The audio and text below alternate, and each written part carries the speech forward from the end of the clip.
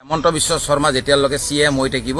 অসমত প্ৰলয়ৰ ওপৰত প্ৰলয় হ'ব আৰু এই প্ৰলয়ৰ প্ৰথম প্ৰমাণ মই কোৱা কথাটো স্পষ্টকৈ ফুটি উঠিছে যে আচলতে আপাৰ আসামত আজি এই যিটো প্ৰলয় এইটো বানপানী বুলি নকম এইটো প্ৰলয় বুলি কম কৈছে বানপানী হৈছে বানপানী নহয় ইয়াক প্ৰলয় বুলি কয় প্ৰলয়ৰ হেমন্ত বিশ্ব শৰ্মা মই তাক ভ্ৰষ্ট বামুণৰ নষ্ট চৰিত্ৰ বুলি এই কাৰণে কৈছিলোঁ কাৰণ যোনে প্ৰকৃতি ধ্বংস কৰি পেলাই পৃথিৱীৰ অসমৰ প্ৰতিটো বস্তু অনা অসমীয়াৰ হাতত গুজি দিলে যাৰ ফলত আজি অসমৰ অস্তিত্ব আজি শিৱসাগৰত বুজাই দিছে আজি প্ৰলয় বানে বা প্ৰলয়ৰ যিটো আহিছিলে আজি পানীয়ে যে আচলতে শ্ৰেষ্ঠ কেতিয়াও টকা হ'ব নোৱাৰে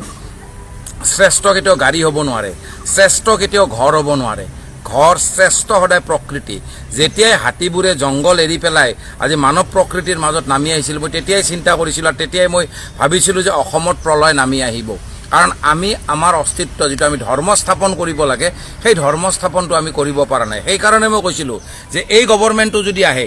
তেতিয়াহ'লে এই গভৰ্ণমেণ্ট থাকিলে যেতিয়ালৈকে থাকিব প্ৰলয়ত আজি আমাৰ ভেটিগ্ৰস্ত আজি 200খন গাঁৱৰ ওপৰত অসমীয়া গাঁও ভেটিগ্ৰস্ত হৈছে আজি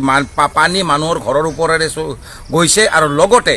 আমাৰ যিমানবোৰ আজি জন্তু জানোৱাৰ যিমানবোৰ আছিলে কুকুৰ মেকুৰী আজি গৰু ছাগলী এইবোৰ বস্তু লাগাতকৈ বেছি মৰিছে ধ্বংস হৈছে ইয়াৰ অৰ্থ এটাই যে আচলতে আমি এই যিটো ধৰ্ম স্থাপন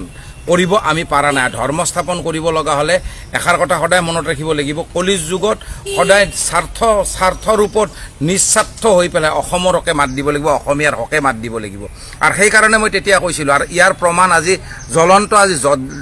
জল পাত হৈ পৰে যথেষ্ট বেছি দুখিত কাৰণ আমি হ'লো সমাজকৰ্মী আৰু আমি আমাৰ কৰ্ম কৰি যাম আৰু যথেষ্ট এই মানুহখিনিৰ মাজত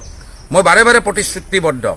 আজি 2 মাহ 1 মাহ 2 দিন 5 দিন যোনেই যি নকৰক মই কিন্তু বছৰ তেওঁলোকৰ লগত লাগি থাকিম আৰু এতিয়া যেতিয়া সময় আৰু আগুৱাই যাব মানুহৰ যেতিয়া জীৱন ধ্বংস হয় নহয় আজি ঘৰ ধ্বংস হৈ গ'ল প্ৰতিটো বস্তু ধ্বংস হৈ গ'ল সেই মানুহখিনি আজি 1 বছৰ 2 বছৰ 3টা বছৰত কিন্তু তেওঁলোকে নিজক সবল কৰিব নোৱাৰে গতিকে সেই মানুহখিনিৰ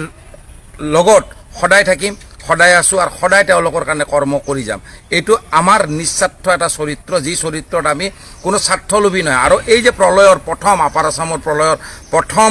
কাৰণটোৱে হ'ল কয়লাৰ খনিবোৰ খান্দি পাহাৰবোৰ খোকলা কৰি পেলাইছে ভিতৰত পাহাৰত একো নাই শিলবোৰ আজি ভাঙি শিল বিক্ৰী কৰি পেলাই মানুহে নিজৰ ঘৰ বনাইছে কয়লা আজি বিদেশত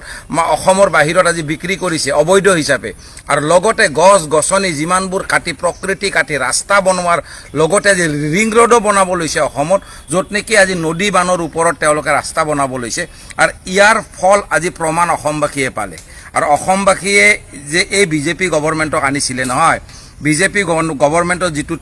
যিটো বাটান টিপাৰ ফলত আজি কি হ'ল ভাৰতবৰ্ষত 900 চৰকাৰী স্কুল বন্ধ হৈ গ'ল 400 টকা চিলিণ্ডাৰৰ দাম 1200 টকা হৈ গ'ল আৰু লগতে 20% এথনিল মিলাই পেলাই 105 টকাত মানে পেট্ৰল কিনিব লাগে যিখন গাড়ী চলাব লাগিলে ৰাস্তাত গাড়ীখন ৰখি যায় 164 rupees পেট্ৰলৰ দাম হৈ গ'ল তো এই বস্তুবোৰ তেলৰ দাম মিঠাতেলৰ দাম আজি 70 rupeesৰ পৰা 220 টকা হৈ গ'ল গতিকে এই বস্তুবোৰ কৰিব আমি এটা কথাই ক'ব লাগিব আজি যে এই প্ৰলয়ত যে গৰাখহনীয়া হৈছে আজি ইমানবোৰ অভাৰব্ৰিজ এটাই যেতিয়া মানুহে যেতিয়া নিজস্বতা এৰি পেলাই কলিৰ যুগত এষাৰ কথা থাকে ধৰ্ম স্থাপনৰ কাৰণে সদায় যেতিয়া আপুনি কথা পাতিব ধৰ্মৰ হকে তেতিয়া আপুনি অকলশৰীয়াকৈ মাত দিব লাগে আৰু সেইকাৰণে মই